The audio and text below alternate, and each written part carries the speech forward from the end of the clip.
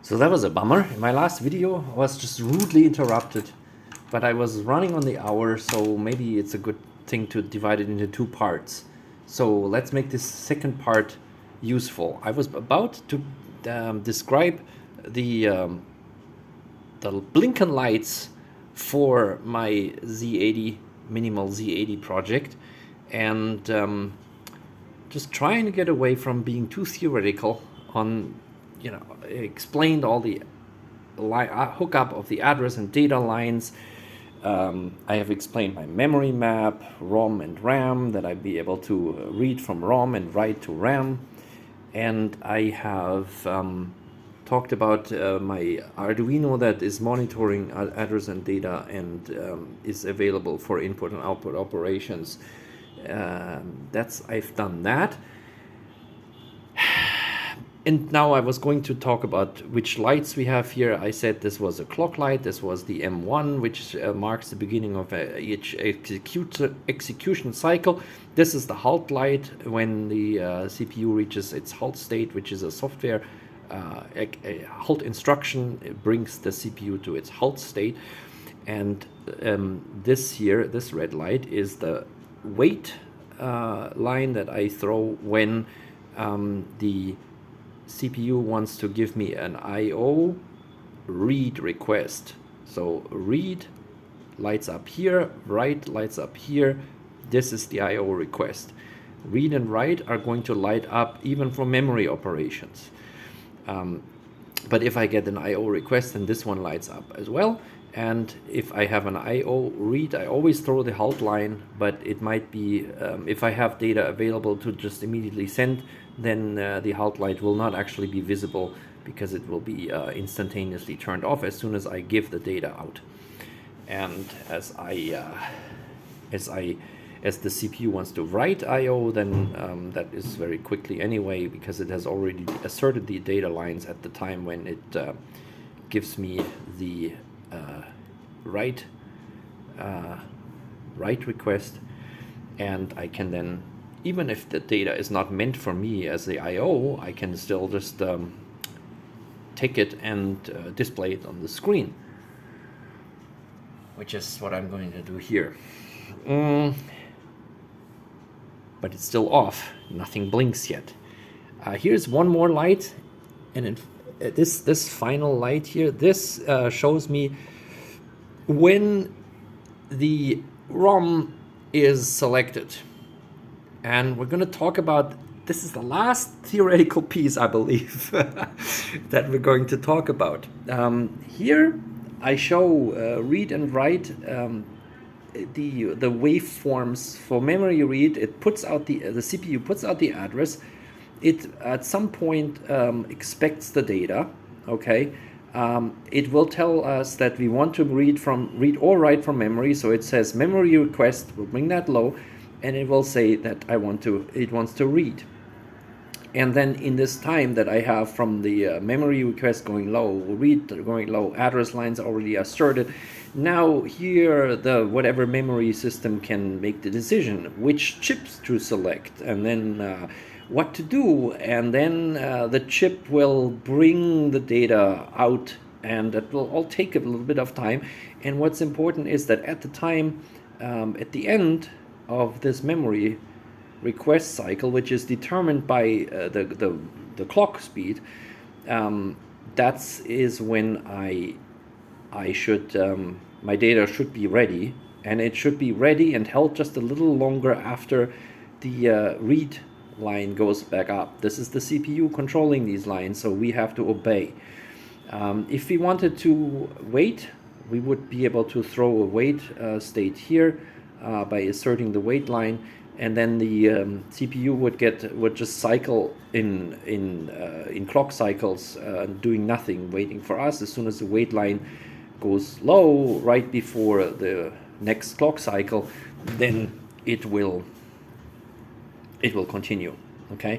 Now in the write case, the CPU again asserts the address. It asserts a memory request, and a write, it says I want to write. Come on, get Okay. This happens pretty much all at the same time. I guess maybe the address comes out on a little earlier. Maybe the memory request comes a little earlier. The write might be a little later. And then the data can of course be ready as soon as the addresses are asserted, right? That's when the data the data is probably already on output at the time when the memory request and write goes low. And that's actually good, because that means that I can immediately sample the data lines. Even if my Arduino, even if it just monitors the activity, it can just read the data immediately. It doesn't have to wait for any point. But as far as memory operation goes, what matters is whatever is at the rising edge, at the time when the write goes up again, right? That's when the data has to be ready, and just a little bit later also. We always have to keep the data and address just a little longer than the rising edge of the read and write lines respectively. And so the basic hookup between CPU and memory is very straightforward. It's very straightforward, and there's not even a clock involved. Memory is not clocked. It's just it's a level triggered, if you will, right? So as soon as the address lines are asserted, the memory starts looking up its files and finding the data. And if you fluctuate the address lines a lot, then it will just keep looking for the data internally. However, it won't output anything unless your output enable is low. Okay, and so if you want to hook this up to the CPU, you just say, well, if the CPU wants to read the data, then, well, we just hook this up to the output enable line. And so the address plus the read request output enable will make the data appear, right? So obviously the data lines are here, and they're obviously connected. Okay, so now, as we've already seen, there's the difference between address and data used for memory and I/O. So at the minimum, the memory request is connected to the chip select. That's the minimum. Now, address mapping and goes through the chip select plus a lot of other things. But just for the basic RAM operation, that is how I've wired it up. And for the write enable, the write thing is connected to the write enable. So that works just perfectly fine for RAM.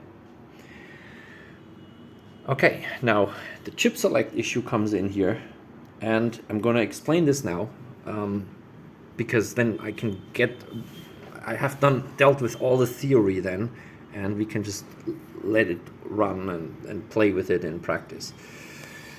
So here's an OR gate, 3 OR gates, 4 OR gates. The basic logic gates for the 74 series, right, are if you have a 1 input, 1 output, as in an hex inverter, or as an inverter, or if it was a buffer, right, it would be just it's nice and logically organized. So there's input, output, input, output, input, output, input, output, input, output, always from left to right and top to bottom. Right, that's very nice.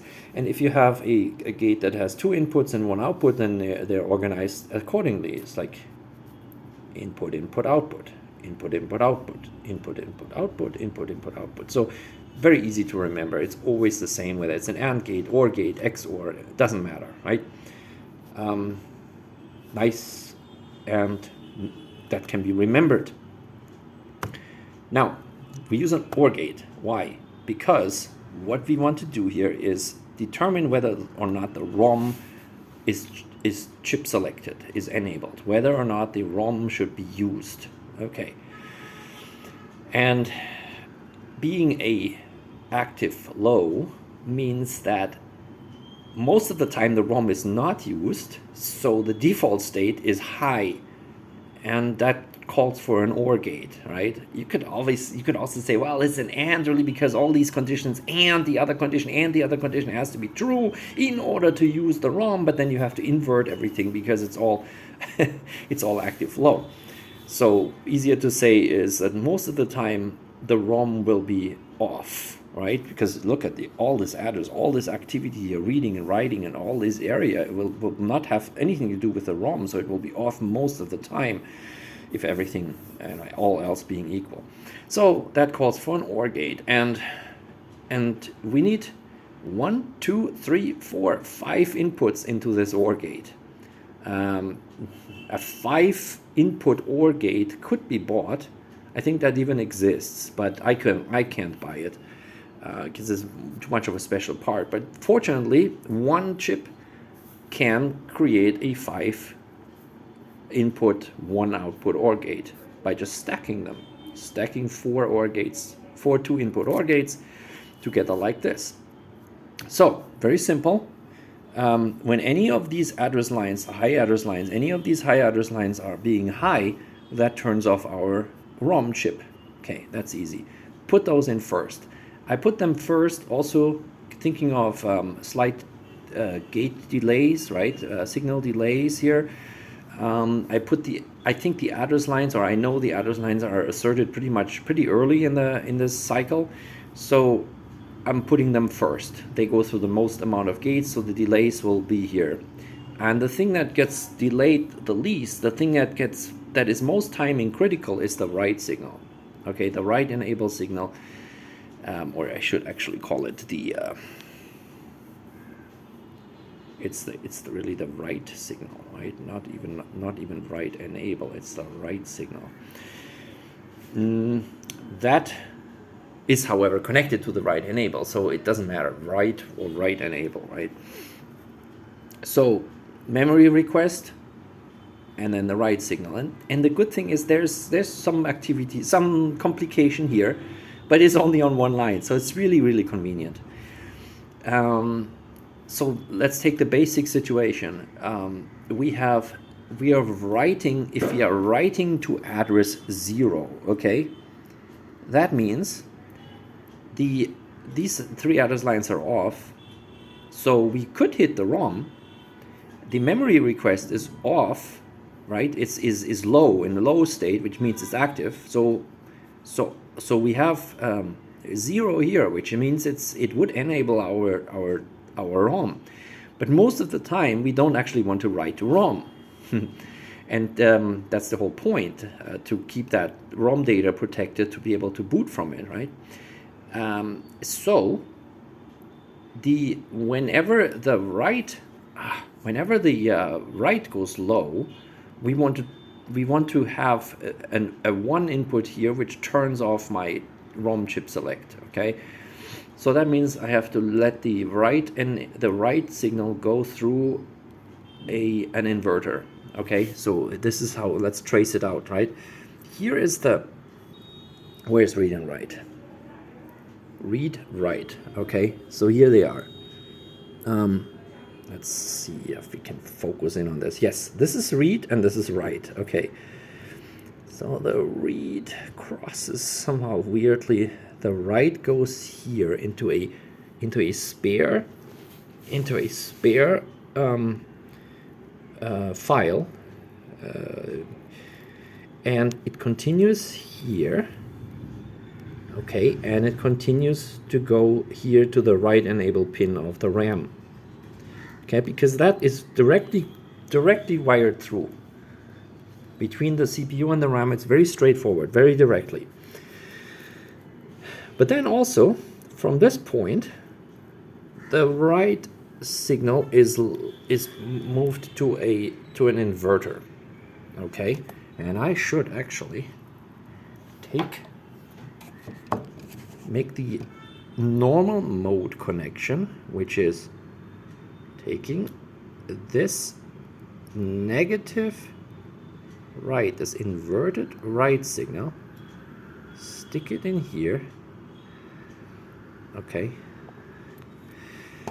so the write active low right goes into this inverter stage and then comes out here as an active high right, and that goes out here and into this last stage of the stack of 4 OR gates. Yeah, the 2 high address lines here, 12 and no, I'm sorry, 13 and 11 is still there, 13, and here are 2. Gosh, why is this so hard to see? It doesn't. Oh yeah. Here are two address lines are up here. Which address lines are up? Which address lines are up? We have, yes, we have the odd ones. So 13 and 15. 13 and 15, right? These 2 are here. 13 and 15 go in here. The output of that goes into the next stage where it will be mixed with what? With the address line number 14, A14, okay? That's what it gets mixed, and then that output gets mixed with the memory request. Yes. And then its output goes into the final stage where it gets mixed with this negative write enable. All right, and then that gets us, what is going on? 3 lines on the, we take 3, this output here goes into, is divided up into 3 uses, which is, by the way, why I had to end up using a 74HC32 and not LS32, because the LS, at least the one that I had, I was not able to actually produce enough fan out power to drive 3 lines, one of them being an LED. So there are 3, well, I think I already explained this. One is the chip select for the ROM, and one is the CS2, the complementary chip unselect, if you will, for the RAM. So this is really cool, which means that this logic here, I can play with this logic. But one thing is clear, it's either going to be the ROM or it's going to be the RAM. It's not going to be both, ever. And that's really nice. So I don't have to worry about making any further logic to mutually exclude these 2, right? It's just that. Good. So we have this. So here we can see that one of those lines goes to the RAM, chip selecting the RAM, and one of those lines goes chip selecting the ROM. All right, chip unselecting the RAM, I should say, huh? CS2 in the RAM, CS in the ROM. And then this line here, that's my final installment for what I wanted to do, is I actually want to be able to program the EPROM, the EEPROM. I want to program that. For this, I need to use this right line. So here's 3. I could have a 3-way switch here, and mechanical right now, and potentially driving from I/O at some point later. We have the normal state, the normal mode, where read goes from ROM and write goes to RAM, if it is in this area. Okay, we have the second normal mode is ROM off, everything goes from RAM, so it doesn't matter whether we read from this area or that area, it always goes from RAM and to RAM, obviously.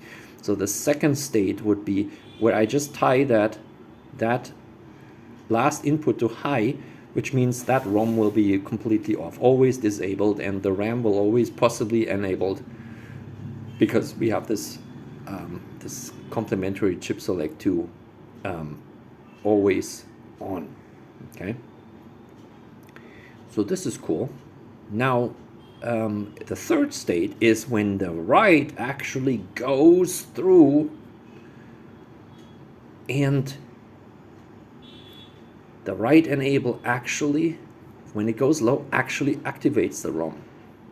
Or we can also say that last stage here, that potentially inactivates it, we just tie this to low, and then the ROM is selected whenever the address allows it, right? So the write state will not unselect the ROM. Okay. Now I'm gonna go through all the theory and all the the written stuff before I run it through its paces, because it turns out that it is a bit complicated to write to a EEPROM. You have to have a write pulse that looks like this. The write signal might be low depending on how slow I run the clock, right? The write signal might be low for a long time. And for RAM, this does not matter at all. But for ROM, for EEPROM, it does matter. For some reason, EEPROM has to have only a pulse, a very specific pulse. And I think this is part of it is write protection, because obviously the worst thing that could happen is if your EEPROM, it's actually, it should be a P, that your EEPROM gets corrupted. So it is a good idea to only allow writing when it really looks like it is intended, right? So not just, oh, the write line was floating by accident and then my EEPROM got erased. No. You gotta do something very specific, and that means a very short pulse only. How do you do a very short pulse? Let's use the last remaining space for that. Think of it this way. You know, obviously one can talk about RC circuits now for a long time, but let's just think about it this way. A capacitor, as the symbol already tells you, does not let DC current through, right? Only pulses does it let through, which could be positive or negative. So if I just run it like this, it would be a low would make a low pulse and the high would make a high pulse. So it has this weird waveform. So it's like at null, at zero, but when you go down, it goes down and then it goes back to normal. And I guess I should have made it the other way around. It's just like this, and then this. That's how it would look. Only for a very short moment is there any current flowing, and then and nothing actually flows through. And that moment can be extended by having a C and an R. C is the capacitance and R is the resistance. I should have written it the other way, then it is an RC, right? Capacitance is measured in farad, right? And resistance is measured in ohm. And we can derive this, but it doesn't really, it's interesting how it ends up being seconds. It's because ampere being coulomb per seconds. So it ends up, you have things like microfarads, that's the capacitance in this range, and you have resistance in the kilo ohm range, something like that, right? Okay, so if you micro and kilo, this has the power of 3, right? Power of 3, and this is the power of -6, right? So cancel that out, and you have, when you combine these two, you have milliseconds. Okay, so if you have 1 microfarad and 1 kilo ohm, then you have 1 millisecond. That's the timing constant. So by putting, let's look at it here in practice. So what I do here is, and having no oscilloscope, I couldn't quite exactly, and also being too lazy to read the data sheets and all, and calculate this all. I had a calculation, but it depends a lot on how much current can be sunk instantaneously when the write enable comes on. And I'm using 2 OR gates here, which may be confusing, but I'm doing this because because I want to decouple this RC logic from any other usage of this. So because I need to control the current here. So the best way to do this is that this blue line is the right enable line, active low, okay? This is the right line inverted, meaning active high. And then this, I led through an inverter again. So now I have the right enable active low again, but isolated. Okay, I have an output from this inverter, which I can use as a driver, meaning that when the right goes low, this goes low, and it will suck the current as fast as it can through a TTL chip. I'm not going to replace this with a CMOS, because I find that this making an oscillator is easier with a TTL LS chip, not with an HC CMOS chip. So here's the capacitor in line, in series, between the right and the right enable. Okay, in series. Okay, how about resistor? What about the resistor? Well, here's the resistor. So when this resistor is a 330 ohm resistor, which is tying the right enable line high, as it should be, and when the right enable goes down here, then for a brief moment this capacitor will suck a current out from here and will briefly leave this pin, this right enable pin, low. And it will be only very, very brief, and it has to be very brief. It's actually very brief. It's supposed to be, according to the data sheet, it's supposed to be between 100 nanoseconds and 1 microsecond, which is very, very short, right? So that's why I use this RC circuit, and I have found that I can make it sort of work with that, but not very well, actually. There's some other conditions regarding the clock frequency, and this, if I have an oscilloscope, then I would certainly improve the reliability of this circuit, but it kind of works, and that's all I needed for the proof of concept. And so I have the switch here. You know, this switch, when I take this inverted right and I just put it to ground, right? That's this here. If I put this to ground, then this right enable, then the chip select will not turn off the ROM when we write to the ROM, and then this will actually cause the write to happen. Okay, and there's my last indicator light, which shows me when my ROM chip select is enabled, right? Active flow. So again, the diode connected from the plus side through a resistor, plus side to the minus side, going into the pin. Okay.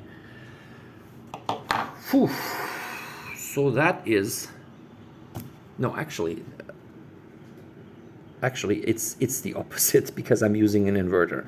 I use this inverter again here as a driver for the LED, because it turns out that if I hook the LED directly to here, then I just don't have enough power going in and out to reliably switch these two guys. Okay, so I think now I have explained it all. All the theory is explained, except for one last thing. And I'm going to finish this. This is the last thing here. The timer. I cannot for the life of me remember what all these pins are, and there are not very many on the 555 timer. I should probably at some point remember it. I always just look at what do other people do.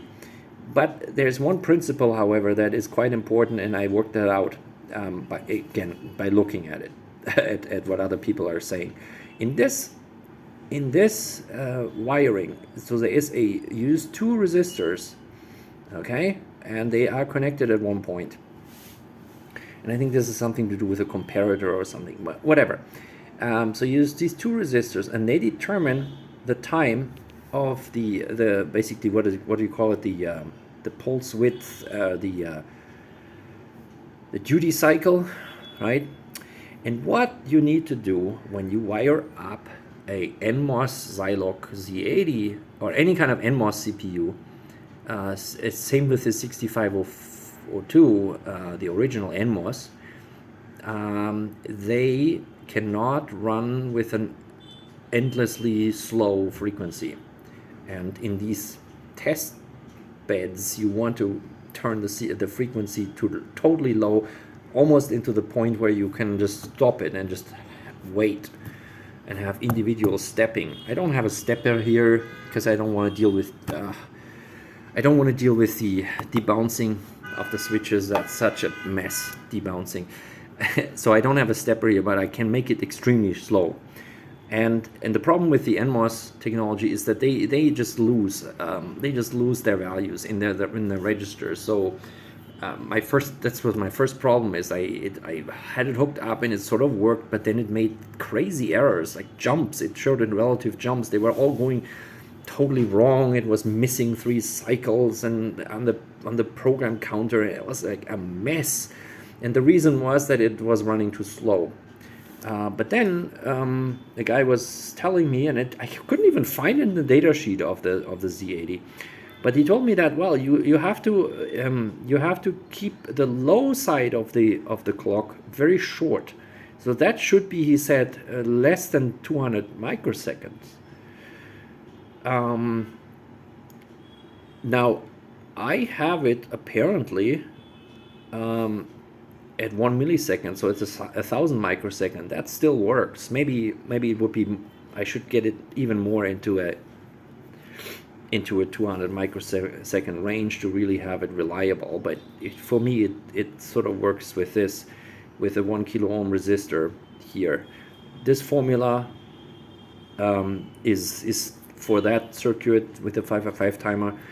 So all I need to do is keep the low stage basically constant, and if I want to run the clock very slow, then I should only adjust the high phase, which I do with this 1 mega ohm potentiometer with a minimum 330 I have here, a minimum, because if I notice that if I just shunt this upper resistor RA, if I just shunt this, then instead of being extremely fast, it just stops oscillating. So there's a minimum resistor, and I tried 100 ohm and it didn't. It already stopped oscillating. So 330 is good, and that gives me about DC to 1 kilohertz. So DC meaning like it's like a half hertz or something, right? I can get it down there, and I could actually stop it at that point. It's actually pretty easy to just unplug at the moment when it's high, or do something, whatever. I don't care right now, but I can be very, very slow up to 1 kilohertz. And then, like I said, if I want to run it faster in some production mode, right, I can just make myself a little 1 megahertz oscillator here, or run it at 2 or 4 or 16 megahertz by all means. So that's it. Now I have explained everything here, and we can finally start the action. So I have here my computer, and it looks at the terminal, the serial terminal, which is the serial terminal, which is the Arduino terminal. So let's plug it in. And let's see what happens. And this is now kind of the interesting part. So I have here my little Z80 monitor. And remember, this is the clock, and you can see it I think the problem is the clock is so quick. You can see it. There's sometimes only half. You see only half the, or it doesn't blink at all. So on the video, this might seem very irregular, and the reason is, like I said, that's what I just explained. The reason is that the down phase of the clock low is very short. Okay, and in this light, which when you look at it with normal eyes without the camera, then you can see it blinking, you can see it flashing. It's a brief flash, and I wanted to have this brief flash just when it's low. So this is just connected the other way, so I don't need an inverter for that. I just connect it the other way, and I see it. I see the low stage of the clock. All right, and then here's the clock line, and now, but everything else is quiet. Nothing seems, oh, here's something happening. So, but this, remember, is the M1, and the M1 shows the beginning of an instruction cycle, but there is no flashing, so no instructions. Also, the halt light is off. Everything else is off. No access to the ROM. Everything is off. No halt light is on. Only read. Now, let's look at what my little monitor says. It says that on the address lines we're reading from something like 3F, but it's, I think one can even see it this way. That's why I made the font so big. So it says 3F, and it reads nothing from it, because there isn't even a memory read request, I think, although I think I should be monitoring that. Maybe there is, I don't know, but nothing is really happening. And this means simply, in this stage, when I first power it on, the Z80 will be somewhat hung, and it needs a reset. So let's do a reset. So I hold the reset, which will stop the activity here. It's hard to see because, but you can see it now. It stops the activity here while I hold the reset, okay? And now I let go of the reset, and there you see M1. Okay, now we see a flashing activity. Oh my God, all this stuff that's happening here. We can actually go through and understand every little moment of it, but it might be too confusing to try to do it all at once. So let's not do it all at once. What we see here is now, we are now in some state where this red light came on. Remember that? Red light is the wait light. And so you see here a read and I/O request. So the system here, this Arduino monitor has received a read request to the I/O, and it cannot serve that immediately. It doesn't know what to give as a result, and so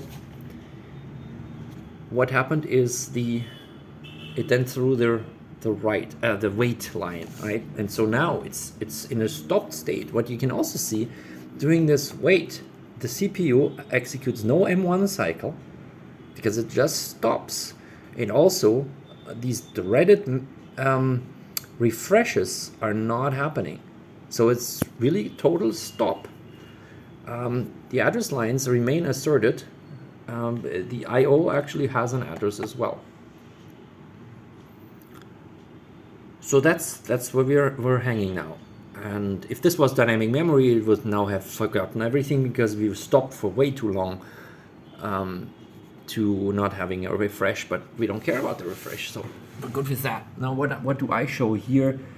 I show the whole sequence here. You can see 0, 0, 0, 0. That was reading from the beginning.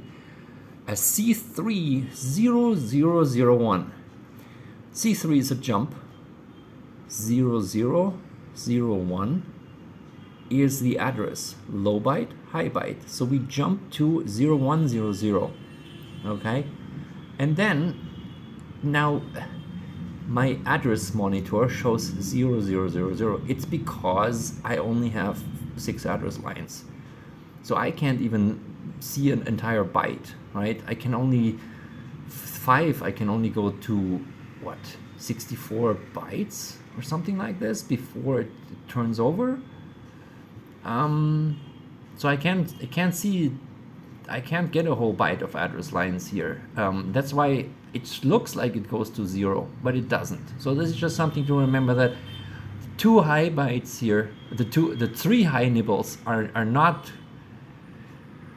You cannot count on them. The high byte on the address here is completely useless when we deal with on this monitor, because it doesn't have enough address bits. But we can get the idea. We entered 0100, and so that shows up as 0000, but it's actually 0100. And it has 3E, and it has 3E again, which is funny, because 3E actually is load into the A register. Oh, load into the A register. Let me turn off the WhatsApp here. All right. I also brought up the basic program, the very beginner, my first Z80 program really.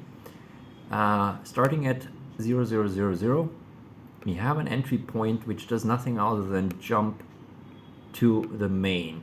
The main is at 0100. That is accomplished by having a bunch of repeated zeros in the beginning. There's a reason for that, but I'm not going to get into it.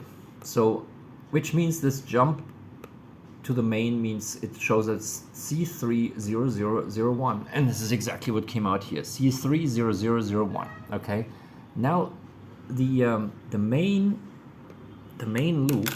Let's scroll up a little bit more. The main loop. What does this do? It begins with load a constant immediate value, which happens to be like the prompt symbol, and for funny reason that shows up as 3E as well. So 3E shows me the beginning of my main function, and then we output this, signaling. It's sort of like as if I was talking directly with the terminal, right? Then there would be this prompt symbol showing, hey, I'm waiting for something. My actual Arduino program does show that prompt symbol, but it's very confusing. I'm not happy with this with the Arduino program, but I don't care about software. I don't want to do software. I don't care. I just made it barely working, so I can see the hardware activity. And then next step is DB00. So whenever it's D, D3, DB, those are input-output operations. This is good for us to remember when we look at how the code comes through. We are observing the memory activity, right? So we saw 3E, 3E. That's like a nice magic number to say, oh, we are beginning of our main routine. When D comes up, and we know, this is probably input-output operation. So D3 is output, right, at IO address 0, and DB is input from IO address 0. And so the way I show this is in my monitor thing, it says, oh, IO, and then there's garbage. I don't know why there is this gobbledygook. There's some noise, something that is on the serial line that's causing this. It's annoying, but we can get over it. And then here is IO. This shows me input operation, and if it goes the other way, it shows me the right operation. But this is gobbled up here. The 0 here has no meaning at all. It just outputs a 0 because it's some variable, but it's actually not set because we're just waiting in this input state, right? So let's see what happens next. So we're waiting for input on it, and that input will go into the A register, okay? And then the next thing will be, we'll load the input into the D register, and we will AND it to itself, which is a no operation. It doesn't do anything other than sending this data through the ALU, and that in other than in the 6502, I actually need to do this because data handling does not set flags. So zero flag is not set when I just handle the data. I have to actually send it through the ALU. And so that's what this AND A does. It doesn't change anything, just sends it to the ALU. And then I can, I then have the zero flag. And so now I go and I jump relative on condition 0 to the halt function. I have a halt function, I have an echo function, I have an exec function, and other functions. And basically the way I tried to do a jump table, but I couldn't figure it out how to do it really well. So all I do is I load whatever the command, the function code goes in the D register, and then I just decrement it. Then I check whether we're now at 0. So if I'm already at 0 at the beginning, that means I go to the halt. If I'm if my next decrement is 0, then I have this echo thing, which just takes 1 byte and outputs it, input, output. And if I find, if I have number 2, right, is going to run the exec, and there's memory read and write operations. But let's do this. Let's go ahead and give it the halt. So we're waiting for input now, right? That's why the halt line is on. And what I'm going to put in here now, let's see if I can do this. Focus on this, but still see our lights. Okay, what I'm going to put in now is I say G. Oops, I'm in the wrong window. So I say G 0 0 whatever. G stands for give. So now I give as a response 0 0. Let's see what happens. Actually, let's make it really slow in the beginning. Really, really slow. See how I can change the clock speed? And you cannot really see the blinking. But what you can see is when the blinking occurs more frequently, then ultimately, like at 1 kilohertz or so, you see the blinking almost always on, right? But nothing happens. I can change the speed around because the processor is in wait state anyway. So right now I'm going to make it the very slowest in order to be able to talk. You can hardly see the blinking. But now I'm going to give this 0 0. And let's see what happens. So now 57 was read.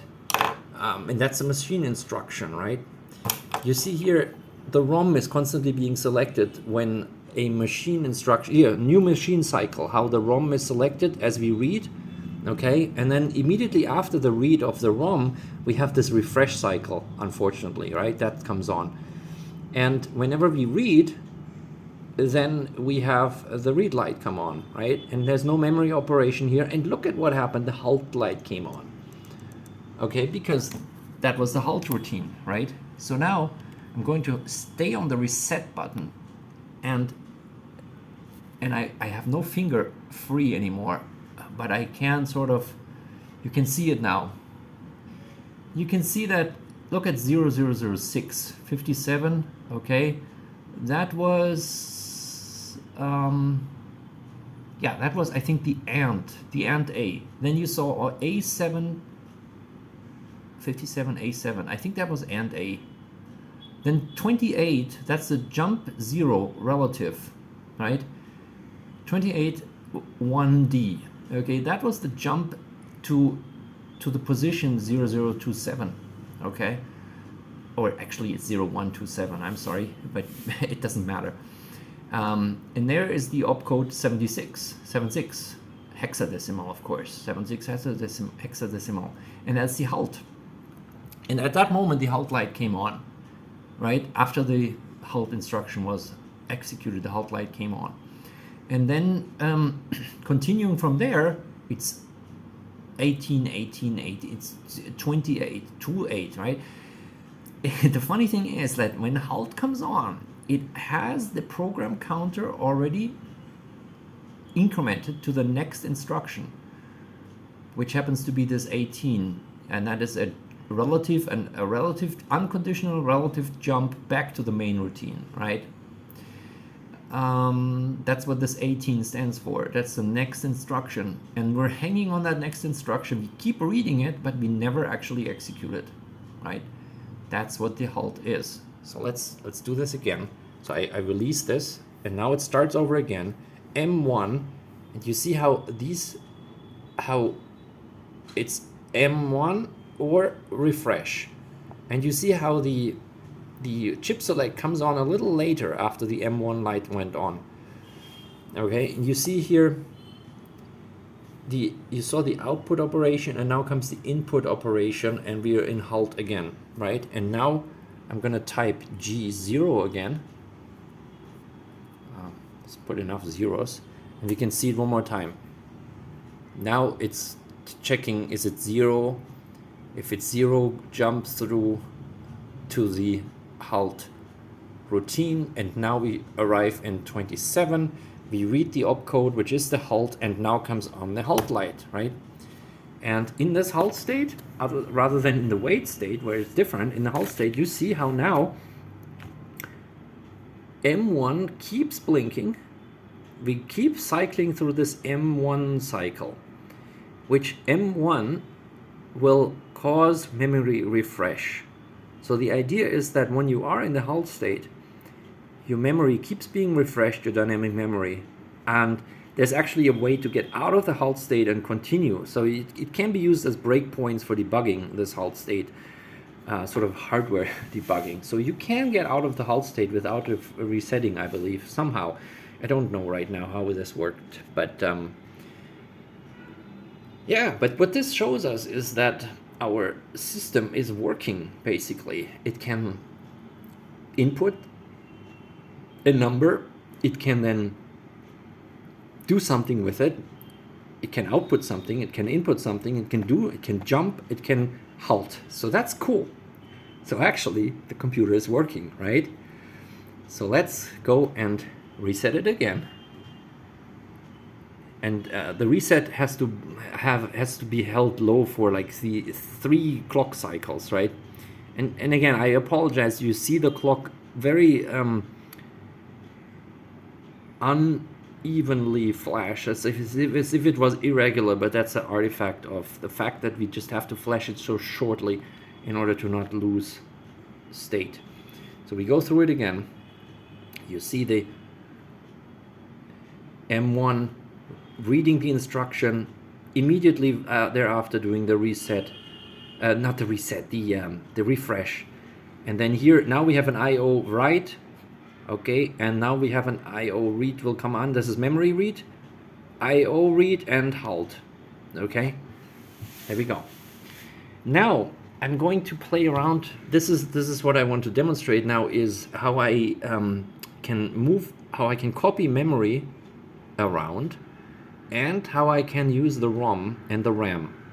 So the first thing we'll do is we crank up the speed now, so we don't have to wait so long. And we also want to know, well, what can I do here? I can operate this all by giving give commands, right? I can just, it waits for 1 byte of IO, and I can do this all now the way I did it just for the halt. I just said give 00. But I have already put myself a little bit of a tool in here that I can use the read and the write. The read means show me the input. Let's try this out. Let's read our program 0100, and let's say read 80 bytes. And now comes all of this, and this of course is totally stupid. It runs fast, it runs... one good thing about this is, see, it's done. I can actually, this really shows how this monitoring works, right? It really works. It monitors all the memory activity through this Arduino, which is kind of cool. But I want to now turn off the monitoring. So I say not monitoring. I do M for not monitoring. And now I see how there's M for not monitoring. But now I do the the read operation again. What did I say? Read 0, 1, 0, 0, and I wanted to read these 80 bytes. So, see how the program is being, how the data is coming out here. Nice. And we're at stop again. So get acquainted a little bit with the 3E3E. You see this magic number 3E3E, D300, that's the output, DB is the input, 00, that's waiting for input, then 57 is the AND A, A7 is the,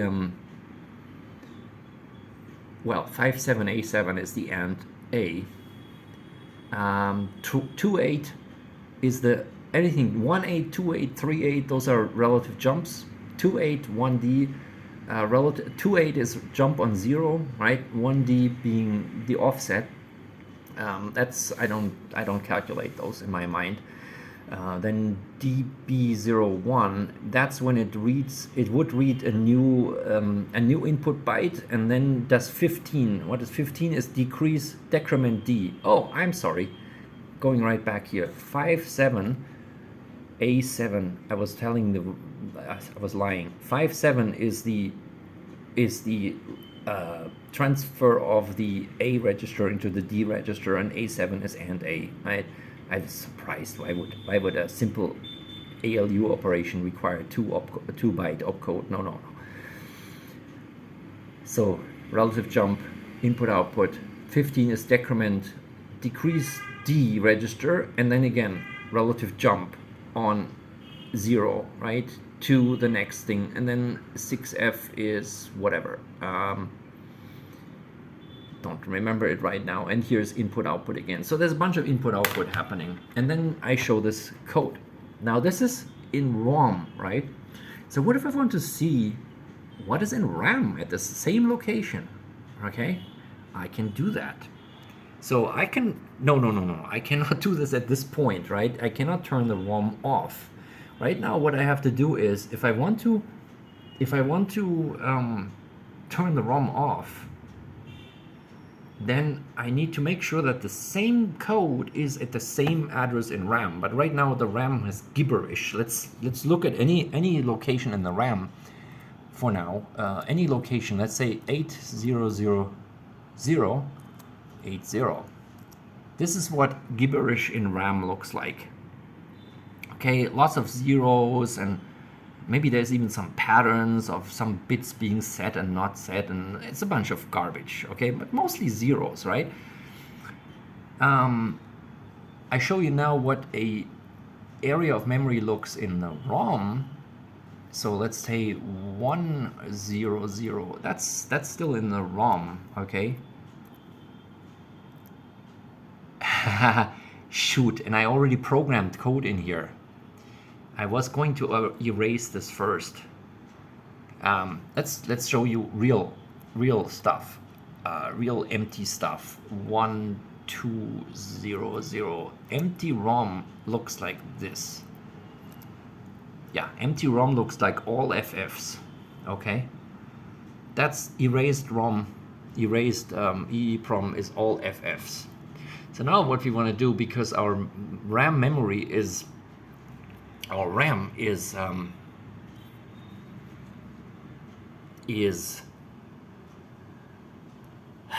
full of zeros, let me take this region of full of FFs. This will be useful for me to actually erase the ROM, right? I want to use this FF stuff, and I want to copy it into RAM in order to use it later to copy it back into ROM. So I use my copy instruction, and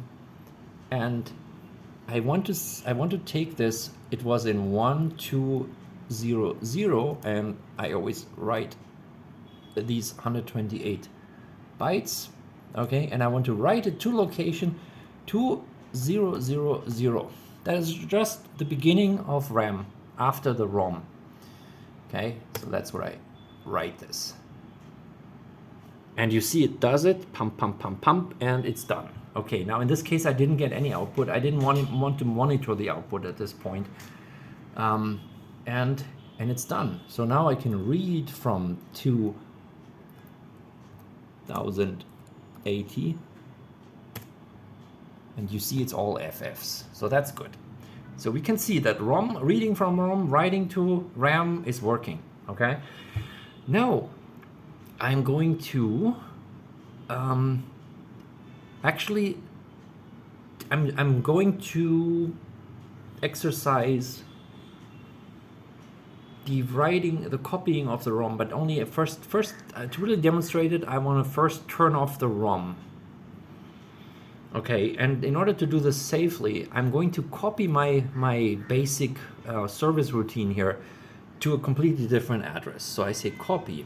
My basic service routine is like 0, 1, 0, 0 in ROM, right? And I'm going to take these 128 bytes, and I copy them to 8000, okay, in the middle of the map of the RAM. Okay, see how this all blinks and blunks, and again, these are artifacts that show you the blinking occurring too slow, much slower than it actually is, and irregular, but okay. And now what I can do is I can jump to this location. I can say X means execute 8000. And let's see how this does it. Boom. So the fact that it immediately went into the IO request wait state again shows me that this has actually worked, right? If I had just jumped out of left field now, let's do this. Let's jump to some stupid place. Let's jump to something where we've not been before, like 9000. What happens now? It's just like it does all sorts of stuff, and we don't know what it does, and it just never ends, and it's off in the green fields. So this can only be recovered by reset. Okay, now we have a reset, and I can jump to 8000, and look at how immediately we're back. So now we run all our operation, no longer, we don't depend on the ROM anymore. And I could actually prove this by showing that the chip select now is not on when we run through. Well, how about we do this? How about we do this? I go slow now. Okay, and I say now give 0, 0. So this was how we entered the stop mode, right? The halt mode. And what you can see now is M1 active, and while at the same time chip select being off, the only problem is that chip select still is on several times, but it happens because of this refresh, right? You can see that the chip select and M1 are never on together. And this was different when I was running out of the ROM, right? Because as the instruction is read, it had to select the ROM chip, but now it is not in the ROM area, so it runs out of the RAM chip. Okay, so now I'm going to turn on the speed again, and you see how we reach the halt state. Now we run fast, and we take another reset, and now of course we're back at the running from ROM, and because I was talking about it, I'm just better prove it, right? So let's do the same thing. This time I do the halt operation from running the code out of the ROM. And now you see how M1 is always immediately followed by, see, boom, and then comes so M1 immediately followed by ROM access, and then comes the what is this? The refresh will also bring this on, unfortunately, right? Because the refresh, I should just block refresh line coming down, should just AND gate everything else, and then we would have a more quiet. It would be more quietly. It should actually disable. This is the bad thing. I could not use the bus in some sort of interleaved way because of the stupid refresh thing going on, right? And address line coming out. So that's a problem. Okay, I think I will make another part 3 of this video to show more activity.